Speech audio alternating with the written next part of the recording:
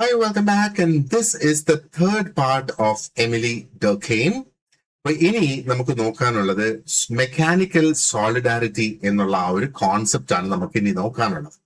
അപ്പോ എന്താണ് ഈ ഒരു മെക്കാനിക്കൽ സോളിഡാരിറ്റി? ഡർകെയിമിന്റെ ആ ഒരു കോൺസെപ്റ്റ് ആണ്. ഇത് വളരെ പ്രധാനപ്പെട്ട ഒരു കോൺസെപ്റ്റ് തന്നെയാണ്. അപ്പൊ ഈ ഒരു കോൺസെപ്റ്റ് ഉപയോഗിച്ചിട്ടാണ് അദ്ദേഹം എങ്ങനെയാണ് ആ ഒരു യൂണിറ്റി അല്ലെങ്കിൽ ഐക്യദാർഢ്യം സിമ്പിൾ സൊസൈറ്റീസിലും ട്രഡീഷണൽ സൊസൈറ്റീസിലും മെയിൻറ്റെയിൻ ചെയ്തിരുന്നത് എന്ന് എക്സ്പ്ലെയിൻ ചെയ്യുകയാണ് ചെയ്യുന്നത്.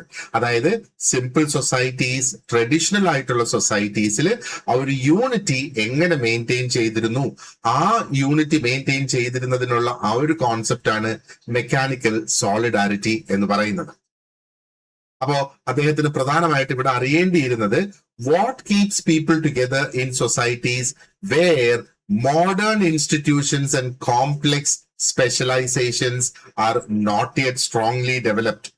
നമ്മൾ ആ ഒരു മോഡേൺ സൊസൈറ്റീസിനെ എടുത്തൊന്ന് തിരിച്ചിടുക. ഓക്കെ, അപ്പോ ഒരു മോഡേൺ സൊസൈറ്റി അല്ലെങ്കിൽ ഈ ഒരു രീതി നമുക്കിതൊന്ന് മാറ്റി പറയാം. അപ്പൊ അദ്ദേഹം ഇവിടെ നോക്കിയെന്ന് പറഞ്ഞാല് എന്താണ് പറയേണ്ടത്? സൊസൈറ്റീസ്, മോഡേൺ ഇൻസ്റ്റിറ്റ്യൂഷൻസും കോംപ്ലെക്സ് ആയിട്ടുള്ള സ്പെഷ്യലൈസേഷൻസ് എന്ന് പറഞ്ഞാൽ ലേബറിന്റെ സ്പെഷ്യലൈസേഷൻസ്, അതേപോലെ മോഡേൺ ആയിട്ടുള്ള സോഷ്യോളജിക്കൽ ഇൻസ്റ്റിറ്റ്യൂഷൻസ്, അത് വളരെയധികം സ്ട്രോങ് ആയിട്ട് ഡെവലപ്പ് ചെയ്യാത്ത സൊസൈറ്റികളിൽ എങ്ങനെയായിരുന്നു ആ ഒരു യൂണിറ്റി മെയിൻറ്റെയിൻ ചെയ്തിരുന്നത് എന്നാണ് മറ്റൊരു രീതിയിൽ വേണമെങ്കിൽ നമുക്ക് ഇങ്ങനെ മനസ്സിലാക്കാം. അപ്പൊ അതില് അദ്ദേഹം കൊണ്ടുവന്ന ഒരു കോൺസെപ്റ്റ് ആണ് മെക്കാനിക്കൽ സോളിഡാരിറ്റി എന്ന് പറയുന്നത്. അപ്പൊ ഇവിടെ ഈ മെക്കാനിക്കൽ എന്ന വാക്ക് കേട്ട് നമ്മൾ കൺഫ്യൂസ്ഡ് ആകരുത്. അതിന് മെഷീൻസുമായിട്ട് അല്ലെങ്കിൽ ടെക്നോളജി ആയിട്ട് യാതൊരു ബന്ധവും ഇല്ല എന്നുള്ളത്. ഇപ്പൊ ഡർകെയിം ഈ ഒരു വാക്ക് ഉപയോഗിച്ചത് to describe a special type of social unity. അപ്പൊ ഈ ഒരു സോഷ്യൽ യൂണിറ്റിയിൽ അവിടെ ആൾക്കാർ എങ്ങനെയാണ് അവര് കണക്റ്റഡ് ആകുന്നത് is because they are similar to one another. നമ്മൾ കഴിഞ്ഞ ക്ലാസ്സിലും ഈ ഒരു കോൺസെപ്റ്റ് നമ്മൾ ശരിക്കും ഒന്ന് ഡിസ്കസ് ചെയ്തിട്ടുണ്ടായിരുന്നു. പക്ഷേ മെക്കാനിക്കൽ സോളിഡാരിറ്റി എന്നുള്ള ആ ഒരു പശ്ചാത്തലത്തിൽ നിന്നുകൊണ്ട് നമ്മൾ അതിനെ ഡിസ്കസ് ചെയ്തില്ല. അപ്പോ ഇവിടുത്തെ മെയിൻ പോയിന്റ് എന്ന് പറയുന്നത് ട്രഡീഷണൽ ആയിട്ടുള്ള സമൂഹങ്ങളില് ആൾക്കാരുടെ ജീവിത രീതി എന്ന് പറയുന്നത് ഒരേ തരത്തിലുള്ളതാണ്, അല്ലെ? അതായത് ഒരേപോലെയുള്ള ജോലി ചെയ്യുന്ന, ഒരേ തരത്തിലുള്ള കസ്റ്റംസ് ഫോളോ ചെയ്യുന്ന, ഒരേ റിലിജൻ ആയിരിക്കും അവർ വിശ്വസിക്കുന്നത്, ആൻഡ് ഒരേ രീതിയിലുള്ള മോറൽ റൂൾസ് അവിടെ ഉണ്ടാകും.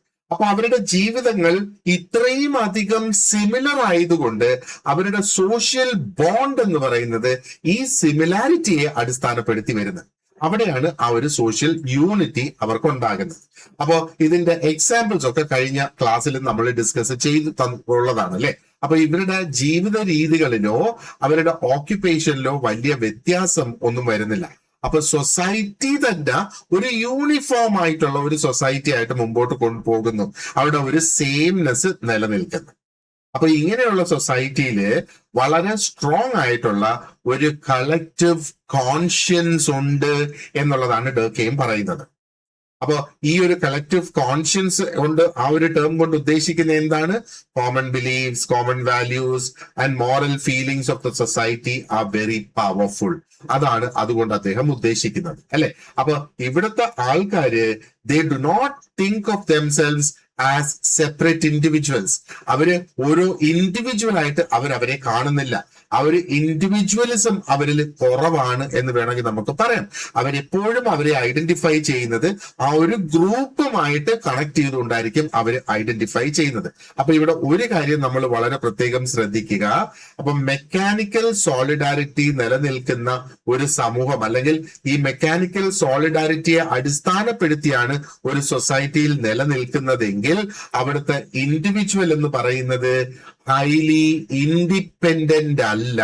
അവിടെ ഗ്രൂപ്പ് ലൈഫാണ് അവിടെ കുറെ കൂടെ സ്ട്രോങ് ആയിട്ട് നിൽക്കുന്നത്. ആ ഒരു വ്യക്തിയുടെ യുണീക്നെസ് അല്ല അവിടെ സ്ട്രോങ് ആയിട്ട് വരുന്നത്. അപ്പോ അങ്ങനെ പറയുമ്പം ആ ഒരു വ്യക്തി ഫീൽ ചെയ്യുന്നത്, ആ ഒരു വ്യക്തി ചിന്തിക്കുന്നത്, ആ ഒരു വ്യക്തിയുടെ പ്രവർത്തന രീതികൾ എന്ന് പറയുന്നത് എല്ലാം ആ ഒരു സമൂഹത്തിന്റെ കസ്റ്റംസ് അനുസരിച്ച്, അവരുടെ മോറൽ ഓർഡർ അനുസരിച്ചായിരിക്കും ആ ഒരു വ്യക്തിയുടെ പെരുമാറ്റം. അപ്പൊ അങ്ങനെ വരുമ്പം എല്ലാവരും ഏകദേശം ഒരുപോലെ പെരുമാറുന്നതായിട്ട് നമുക്ക് കാണാം. ആൻഡ് മറ്റൊരു പ്രധാനപ്പെട്ട ഒരു ഫീച്ചർ മെക്കാനിക്കൽ സോളിഡാരിറ്റി ആണ് ആ ഒരു സമൂഹത്തിന്റെ അടിസ്ഥാനമെങ്കിൽ അവിടെ ഡിവിഷൻ ഓഫ് ലേബർ വളരെ ലോ ആയിരിക്കും. അപ്പൊ ഈ സമൂഹങ്ങളിൽ നമ്മൾ നോക്കുകയാണെന്നുണ്ടെങ്കിൽ ഒരുപാടധികം സ്പെഷ്യലൈസ്ഡ് ആയിട്ടുള്ള റോൾസ് ആൾക്കാർക്ക് ഇല്ല എന്നുള്ളത്. അപ്പൊ അതുകൊണ്ട് തന്നെ ഡിവിഷൻ ഓഫ് ലേബർ ഇവിടെ ലിമിറ്റഡ് ആകുന്നു. People remain more alike in their activities and responsibilities.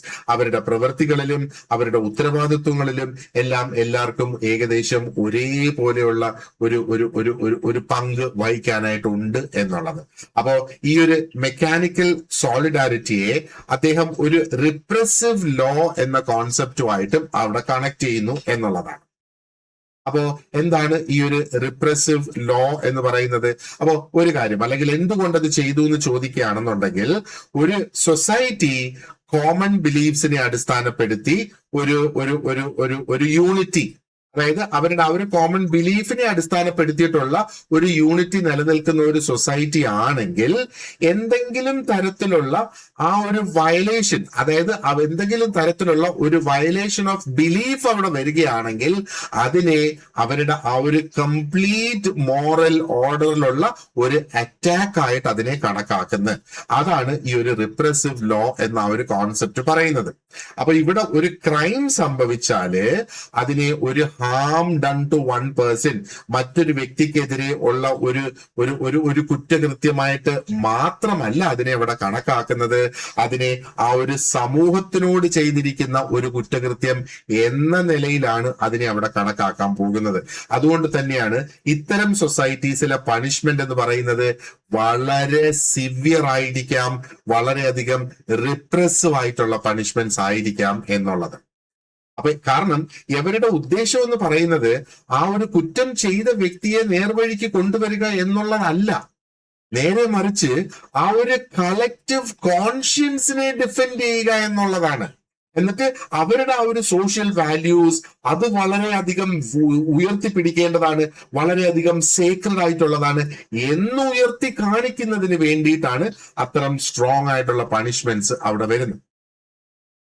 ഒരു ഉദാഹരണം നമ്മൾ നോക്കുകയാണെന്നുണ്ടെങ്കിൽ, ഈ ഒരു സമൂഹത്തില് വളരെയധികം അവര് റെസ്പെക്ട് ചെയ്തു വരുന്ന ഒരു ആചാരം അല്ലെങ്കിൽ ഒരു റിലീജിയസ് ആയിട്ടുള്ള ഒരു നിയമം, അതിനെ ആരെങ്കിലും നിരസിക്കുകയോ ആ ഒരു നിയമത്തെ അവര് ബ്രേക്ക് ചെയ്യുകയോ ചെയ്യുകയാണെങ്കിൽ സമൂഹം വളരെ സ്ട്രോങ് ആയിട്ട് റിയാക്ട് ചെയ്യും.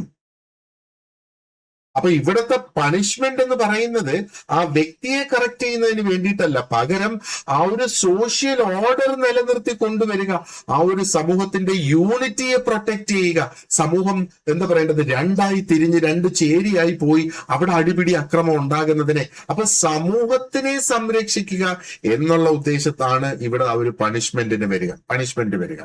അപ്പൊ വളരെ പ്രധാനപ്പെട്ട ഒരു സംഗതിയാണ് ഡർക്കെയിം നമ്മളോട് പറയുന്നത്. സിമ്പിൾ ആയിട്ടുള്ള സൊസൈറ്റിയിൽ യൂണിറ്റി വരുന്നത് not from people doing different jobs, വ്യത്യസ്തമായ ജോലികൾ ചെയ്യുന്നതിൽ നിന്നല്ല അവിടെ യൂണിറ്റി വരുന്നത്. ആൻഡ് ഒന്നൊന്നിനെ ഒരു വ്യക്തി മറ്റൊരു വ്യക്തിയെ ഡിപ്പെൻഡ് ചെയ്യുന്നതിൽ നിന്നും അല്ല അവിടുത്തെ ആ ഒരു യൂണിറ്റി വരുന്നത്. പക്ഷേ people being morally and socially alike, അവിടെ ആ ഒരു മോറൽ ലൈഫും അവരുടെ സോഷ്യൽ ലൈഫും ഒരുപോലെ ആകുന്നത് കൊണ്ടാണ് അവരുടെ ആ ഒരു യൂണിറ്റി അവിടെ വരിക. അപ്പോ മെക്കാനിക്കൽ സോളിഡാരിറ്റി എന്ന് പറയുന്നത് പ്രധാനമായിട്ടും നമ്മള് ട്രഡീഷണൽ ആയിട്ടുള്ള സൊസൈറ്റീസിലാണ് മെക്കാനിക്കൽ സോളിഡാരിറ്റി നമ്മൾ കാണുന്നത്. അപ്പൊ ട്രഡീഷണൽ സൊസൈറ്റിയുടെ പ്രത്യേകത എന്താണ്? People have similar work and similar beliefs, അല്ലെ? അപ്പൊ ഇവിടെ കളക്റ്റീവ് കോൺഷ്യൻസ് ഇവിടെ വളരെ സ്ട്രോങ് ആയിട്ട് അവിടെ നിൽക്കുന്നു എന്നുള്ളതാണ്. ഡിവിഷൻ ഓഫ് ലേബറിന് വലിയ പ്രാധാന്യമൊന്നും അവിടെ ഇല്ല. ആൻഡ് അവിടുത്തെ നിയമം എന്ന് പറയുന്നത് വളരെയധികം റിപ്രസീവ് ആണ്. കാരണം ഈ സമൂഹങ്ങൾ വളരെ സ്ട്രോങ് ആയിട്ട് എന്തെങ്കിലും തരത്തിലുള്ള ഒരു കുറ്റകൃത്യം നടന്നാൽ അതിനെ പണിഷ് ചെയ്യും എന്നുള്ളതാണ്. Now let us understand what is organic solidarity. Okay, അപ്പോ ഓർഗാനിക് സോളിഡാരിറ്റി എന്ന് പറയുന്നത് is the second major form of social solidarity. അതായത് ഡർക്കെയിമിന്റെ ആ ഒരു എക്സ്പ്ലനേഷനിലെ രണ്ടാമത്തെ പ്രധാനപ്പെട്ട ആ ഒരു എന്താ പറയേണ്ടത് ഫോം ഓഫ് സോളിഡാരിറ്റി ആണ് ഈ ഓർഗാനിക് സോളിഡാരിറ്റി എന്ന് പറയുന്നത്. അപ്പോ മെക്കാനിക്കൽ സോളിഡാരിറ്റി എന്താ പറയേണ്ടത്, സിമ്പിൾ ആൻഡ് ട്രഡീഷണൽ സൊസൈറ്റീസിലേക്ക് ഉള്ളതാണെങ്കിൽ ഓർഗാനിക് സോളിഡാരിറ്റി പ്രധാനമായിട്ടും മോഡേൺ ആൻഡ് കോംപ്ലക്സ് സൊസൈറ്റീസിൽ ആ ഒരു ഐക്യദാർഢ്യം നിലനിർത്തുന്നതിന് വേണ്ടിയിട്ടുള്ളതാണ്. അപ്പോ ഇവിടെ ഡർക്കെയിമിന്റെ ചോദ്യം എന്താണ്, in modern society people are no longer all the same അല്ലെ. അപ്പൊ ട്രഡീഷണൽ സൊസൈറ്റീസിൽ ആൾക്കാർ ഒരുപോലെയാണ്, അവിടെ മെക്കാനിക്കൽ സോളിഡാരിറ്റി വർക്കാകും. മോഡേൺ സൊസൈറ്റിയിൽ ആൾക്കാർ ഒരുപോലെ അല്ല. അപ്പോ അവിടെ വരുന്ന സോളിഡാരിറ്റിയാണ് ഓർഗാനിക് സോളിഡാരിറ്റി എന്ന് പറയുന്നത്. കാരണം ആൾക്കാർ വ്യത്യസ്തമായ ജോലികൾ ചെയ്യുന്നു, വ്യത്യസ്തമായ ജീവിതങ്ങൾ ജീവിക്കുന്നു, പലപ്പോഴും ഡിഫറെന്റ് ആയിട്ടുള്ള വിശ്വാസങ്ങൾ അവർക്കുണ്ട്, താല്പര്യങ്ങൾ അവർക്കുണ്ട്, ജീവിത രീതികൾ അവർക്കുണ്ട് എന്നുള്ളതാണ്. അപ്പോ if people are becoming more different from one another, എന്താണ് പിന്നെ അവരെ യുണൈറ്റഡ് ആയിട്ട് വെക്കുന്നത്, അത് എക്സ്പ്ലെയിൻ ചെയ്യുന്നതിന് കൊണ്ടുവന്നിട്ടുള്ള കോൺസെപ്റ്റ് ആണ് ഓർഗാനിക് സോളിഡാരിറ്റി എന്ന് പറയുന്നത്.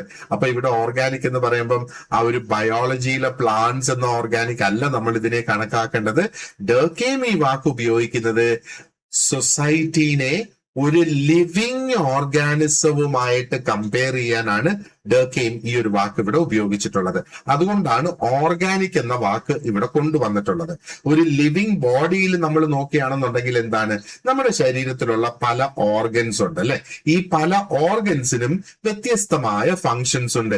എന്നാൽ ഈ എല്ലാ ഓർഗൻസും കൂടെ ഫങ്ഷൻ ചെയ്യുന്നത് എന്തിനു വേണ്ടിയിട്ടാണ്, ഞാനെന്ന വ്യക്തിയുടെ ശരീരത്തെ നിലനിർത്തുന്നതിന് വേണ്ടിയിട്ട് ഈ എല്ലാ ഓർഗൻസും ഫങ്ഷൻ ചെയ്തു പോകുന്നു എന്നുള്ളത്. അപ്പൊ ഹാർട്ട് ഉണ്ട്, ലങ്സ് ഉണ്ട്, ബ്രെയിൻ ഉണ്ട്, സ്റ്റമക്ക് ഉണ്ട്. ഇതൊന്നും ഒരേപോലത്തതല്ല, പക്ഷേ എല്ലാം ഡിപ്പെൻഡ് ചെയ്തിരിക്കുകയാണ് ഓൺ വൺ അനദർ അല്ലെ. എല്ലാം ഡിപ്പെൻഡന്റ് ആണ് ഓൺ വൺ അനദർ. ഇതേ രീതിയിൽ ഒരു മോഡേൺ സൊസൈറ്റിയിൽ നോക്കിയാൽ വ്യത്യസ്തമായ ആൾക്കാര്, വ്യത്യസ്തമായ ഇൻസ്റ്റിറ്റ്യൂഷൻസിന്റെ ഫങ്ഷൻസ് ഡിഫറെന്റ് ആണ്, എങ്കിൽ പോലും അവർ ആ ഒരു മ്യൂച്വൽ ഡിപ്പെൻഡൻസോട് കൂടി അവിടെ നിലനിൽക്കുന്നു എന്നുള്ളത്. അപ്പൊ ഇവിടുത്തെ പ്രധാനപ്പെട്ട ഐഡിയ എന്ന് പറയുന്നത് ഓർഗാനിക് സോളിഡാരിറ്റി ബേസ് ചെയ്തിരിക്കുന്നത് ഇന്റർ ഡിപ്പെൻഡൻസിലാണ്. മെക്കാനിക്കൽ സോളിഡാരിറ്റി ബേസ് ചെയ്തിരിക്കുന്നത് സിമിലാരിറ്റിയിലാണ്. അപ്പൊ ഒരു സിമ്പിൾ എക്സാമ്പിൾ നമുക്ക് ഇവിടെ എടുക്കാം. അപ്പോ ഈ ഓർഗാനിക് സോളിഡാരിറ്റിയിൽ ഒരു ടീച്ചർ എന്താ ചെയ്യുന്ന, കുട്ടികളെ പഠിപ്പിക്കുന്നത്. ഒരു ഫാർമർ ഭക്ഷണം പ്രൊഡ്യൂസ് ചെയ്യുന്ന അല്ലെ, ഡോക്ടർ ട്രീറ്റ്മെന്റ് കൊടുക്കുന്ന, ഡ്രൈവർ ട്രാൻസ്പോർട്ടേഷൻ വെഹിക്കിൾസ് ഓടിക്കുന്ന, എഞ്ചിനീയർ സിസ്റ്റംസ് ബിൽഡ് ചെയ്യുന്ന, മെഷീൻസ് ബിൽഡ് ചെയ്യുന്ന, ബിൽഡിങ്സ് ബിൽഡ് ചെയ്യുന്ന, ഇതെല്ലാം വ്യത്യസ്തമായ ജോലികളായിട്ട് നമുക്ക് കാണാം അല്ലെ. അപ്പൊ അവരുടെ ജോലി ഒന്നും ഇവിടെ സെയിം അല്ല. അവരിതിനു വേണ്ടിയിട്ട് അവർ പോകുന്ന ട്രെയിനിങ്ങുകൾ, അവരുടെ സ്കിൽസ് അതും ഡിഫറെന്റ് ആണ് എന്നുള്ളത് നമുക്ക് കാണാം. അപ്പോ മേ ഓൾ ബി ഡിഫറെന്റ്. അങ്ങനെയാണെങ്കിൽ പോലും ഈ ഡിഫറെന്റ് ആയിട്ടുള്ള വ്യക്തികള് എന്തിന്, അവര് ഡിപ്പെൻഡന്റ് ആണ്. നമ്മൾ ഡോക്ടറിൽ ഡിപ്പെൻഡ് ആണ്, ടീച്ചറിൽ ഡിപ്പെൻഡന്റ് ആണ്, എഞ്ചിനീയറിൽ ഡിപ്പെൻഡന്റ് ആണ് അല്ലെ. എല്ലാം നമുക്ക് ഉണ്ടെങ്കിലേ നമ്മുടെ ആ ഒരു സമൂഹത്തില് നമ്മുടെ ജീവിതം മുന്നോട്ട് പോവുകയുള്ളൂ എന്നുള്ളതാണ് അല്ലെ. All depend on one another's work. അപ്പോ ഒരു സൊസൈറ്റി കൂടുതൽ സ്പെഷ്യലൈസ്ഡ് ആയിട്ട് വരുമ്പോൾ അവിടെ ആൾക്കാർക്ക് അന്യോന്യമുള്ള ആ ഒരു ആവശ്യകത കൂടി വരുന്നു. ഇങ്ങനെയാണ് യൂണിറ്റി ഇവിടെ മെയിൻറ്റെയിൻ ചെയ്യുന്നത് അല്ലെ. അപ്പോ ഇതിനെ ബേസ് ചെയ്ത് തന്നെയാണ് ആ ഒരു ഹൈ ഡിവിഷൻ ഓഫ് ലേബർ നമ്മൾ നോക്കി. അപ്പൊ ഇവിടെ ഡിവിഷൻ ഓഫ് ലേബർ ഹൈ ആണ്. മെക്കാനിക്കൽ സോളിഡാരിറ്റിയിൽ ഡിവിഷൻ ഓഫ് ലേബർ വളരെ ലോ ആണ് അല്ലെ. കാരണം എന്താ, ഇവിടെ വർക്ക് എന്ന് പറയുമ്പോഴത്തേക്ക് വളരെയധികം സ്പെഷ്യലൈസ്ഡ് ആണ് അല്ലെ. അപ്പോ എന്താ പറയണ്ട, ഒരു കാര്യം നമ്മൾ വളരെ കെയർഫുൾ ആയിട്ട് ഇവിടെ നോട്ടീസ് ചെയ്ത് നമ്മൾ മനസ്സിൽ വെക്കേണ്ടത്, മെക്കാനിക്കൽ സോളിഡാരിറ്റിയിൽ യൂണിറ്റി എവിടെ നിന്ന് വന്നു, സെയിംനെസ്സിൽ നിന്ന് വന്നു. ഓർഗാനിക് സോളിഡാരിറ്റിയിൽ യൂണിറ്റി എവിടെ നിന്ന് വന്ന്, ആ ഡിഫറൻസിൽ നിന്നാണ് ആ ഒരു യൂണിറ്റി വന്നത്. അപ്പൊ ഇവിടെ ഡിഫറൻസ് കമ്പൈൻഡ് വിത്ത് ഡിപ്പെൻഡൻസ് ഉണ്ട് എന്നുള്ളത് വേണമെങ്കിൽ നമുക്ക് പറയാം. അതുകൊണ്ടാണ് ഡർക്കെയിം പറയുന്നത് മോഡേൺ സൊസൈറ്റിയിൽ ആ ഇൻഡിവിജ്വൽ ഡിഫറൻസസ് കൂടുതലാണ്.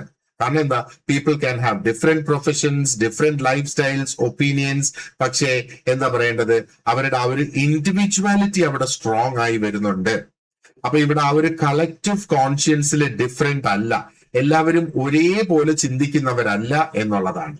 അപ്പൊ ഇതിന്റെ അർത്ഥം ആ ഒരു സൊസൈറ്റി ബ്രേക്ക് ആയി പോകും എന്നുള്ളതല്ല.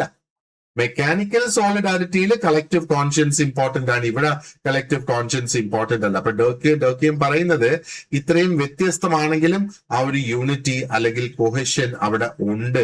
Modern people are connected through a system of specialized role and interdependent functions. Okay, അപ്പൊ ഇവിടെ നിയമത്തെ കുറിച്ച് അദ്ദേഹം പറയുന്നത് എന്താണ്? ഡർക്കെയിം ആ ഒരു സോളിഡാരിറ്റിനെ റെസ്റ്റിറ്റ്യൂട്ടീവ് ലോ ആയിട്ടാണ് കണക്ട് ചെയ്യുന്നത്. അപ്പൊ റെസ്റ്റിറ്റ്യൂട്ടീവ് ലോ എന്ന് പറയുന്നത് it is may be just the opposite of repressive law അല്ലെ. അപ്പൊ റെസ്റ്റിറ്റ്യൂട്ടീവ് ലോയില് റിപ്രസീവ് ലോ ആണ് നമ്മൾ മെക്കാനിക്കൽ സോളിഡാരിറ്റിയിൽ കണ്ടതെങ്കിൽ ഇവിടെ റെസ്റ്റിറ്റ്യൂട്ടീവ് ലോ വരുന്നത്. റിപ്രസീവ് ലോയില് വളരെ ഹാഷ് ആയിട്ടുള്ള പണിഷ്മെന്റ്സ് അവിടെ വരിക. കാരണം എന്താണ്? അവിടെ crime is seen as an attack on the whole collective moral order. പക്ഷെ മോഡേൺ സൊസൈറ്റിയിൽ നിയമം പോലും വ്യത്യസ്തമായിട്ട് വർക്ക് ചെയ്യുന്നു എന്നുള്ളതാണ്. അപ്പൊ മോഡേൺ സൊസൈറ്റിയിൽ എന്താ പറയേണ്ടത്? വളരെ കോംപ്ലക്സ് ആണ് റിലേഷൻഷിപ്സും എന്നുള്ളത് നമ്മൾ നോക്കുക. അപ്പോ ഇവിടെ റെസ്റ്റിറ്റ്യൂട്ടീവ് ലോ എന്ന് പറയുമ്പോഴത്തേക്ക് ആ ഒരു ലോ കൊണ്ട് ഉദ്ദേശിക്കുന്നത് ആ ഒരു വ്യക്തിയെ കണക്ട് ചെയ്യുക, ആ ഒരു സമൂഹത്തിലേക്ക് അല്ലെങ്കിൽ മറ്റു വ്യക്തികളുമായിട്ടുള്ള ആ ഒരു നോർമൽ റിലേഷൻഷിപ്പ് റിസ്റ്റോർ ചെയ്ത് കൊണ്ടുവരിക, അങ്ങനെ ഉദ്ദേശിച്ചാണ് ഇവിടെ വരുന്നത്. അപ്പോ ഇവിടെ സിവിയർ ആയിട്ടുള്ള പണിഷ്മെന്റ്സ് ഇവിടെ ഇൻഫ്ലിക്റ്റ് ചെയ്യുന്നില്ല എന്നുള്ളതാണ്. ഉദാഹരണത്തിന് എന്തെങ്കിലും തരത്തിലുള്ള ഡിസ്പ്യൂട്ട്സ്, കോൺട്രാക്റ്റിൽ വരുന്ന ഡിസ്പ്യൂട്ട്, ബിസിനസ്സിൽ വരുന്ന, പ്രോപ്പർട്ടിയിൽ വരുന്ന സിവിൽ റൈറ്റ്സ് ഒക്കെ വരുവാണെന്നുണ്ടെങ്കിൽ അത് എല്ലാം ഡിസ്പ്യൂട്ട് സെറ്റിൽമെന്റിന് വേണ്ടിയിട്ടുള്ള കോടതികളുണ്ടല്ലേ, ആ കോടതികളിൽ പോയി അത് സെറ്റിൽ ചെയ്ത് പഴയ നോർമൽ ലൈഫിലേക്ക് തിരിച്ചു വരാം എന്നുള്ളതാണ്. അപ്പൊ ഇവിടെ നിയമം ശ്രമിക്കുന്നത് എന്താണ്?